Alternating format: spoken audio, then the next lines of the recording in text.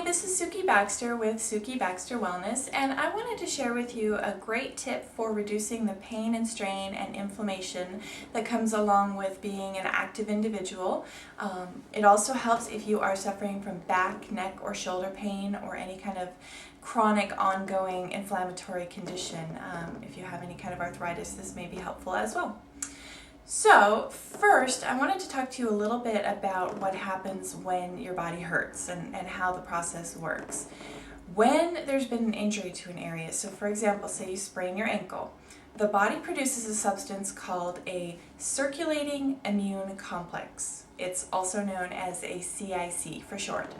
And what the circulating immune complex does is it inserts itself into the receptors on the cells. So the circulating immune complex, the CICs, are little proteins. And all of the little cells in your body have receptor sites.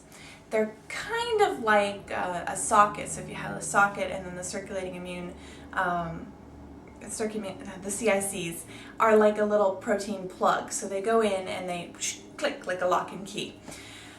When they communicate, they use this process, this lock and key process, to communicate across the body barriers. And it sends a signal to your body to produce pain so that you'll stay off your ankle, for one, and also to produce inflammation. And the inflammatory substances actually build up walls and barriers around the area. So that's the puffiness that you see and the swelling when you've hurt yourself. That protects the tissue from further damage as you move and kind of limp around. So what happens then is your body, once the area has been healed sufficiently over time, the body produces something called a proteolytic enzyme. And what this is it's a substance that goes in and actually eats up all of the CICs.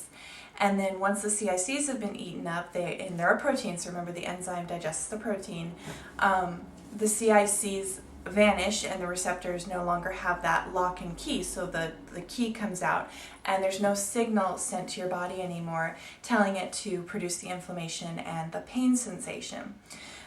Unfortunately, what happens is these proteolytic enzymes are produced in our pancreas, and about our mid-20s our bodies stop being able to produce them as effectively.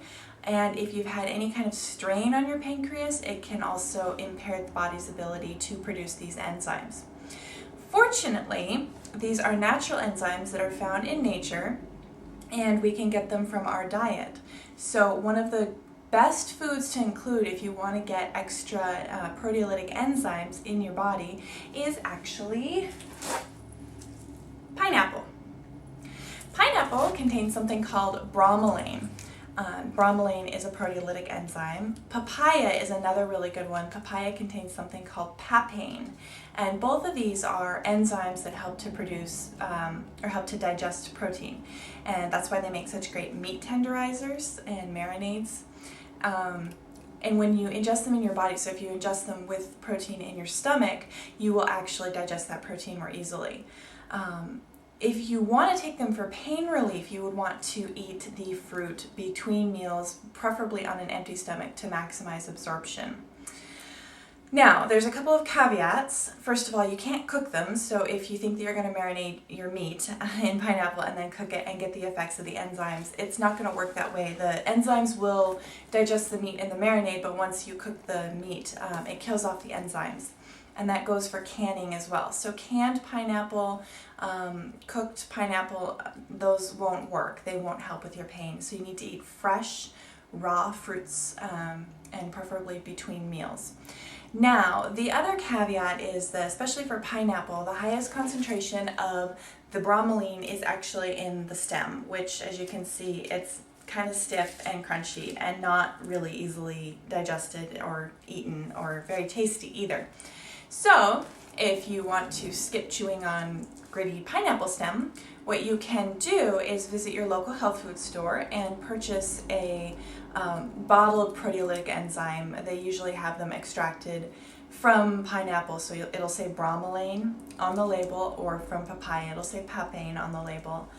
Now, if you do go to your grocery store and you're looking for an enzyme, make sure that you get an enzyme that is vegetable derived. There are enzymes that are extracted from the pancreas of pigs, and while it's debatable whether or not these are more beneficial, personally, I don't know where those pigs came from. There's no guarantee that they were raised humanely or that they were, not treated with chemicals and drugs. So I prefer to go for the vegetable extracted enzymes. I just feel that it's a safer option. What I will go ahead and do is post a link below this video with some options that I would recommend, so some really good brands that would be safe and brands that I trust, so that you can have some ideas of what to look for. But digestive enzymes are pretty common in most health food and vitamin stores, so you shouldn't have too much trouble finding them. The only concern that I would have about interactions or any kind of side effects is if you're allergic to either papaya or pineapple or any of the other fruits and vegetables that enzymes are extracted from. There are some other ones. So if you're allergic to the source, definitely don't take the enzyme because that might trigger an allergic reaction. Other than that, there shouldn't be any problems at all. Alright, so let me know if this works for you, what your experience is, or if you have any questions or want more information.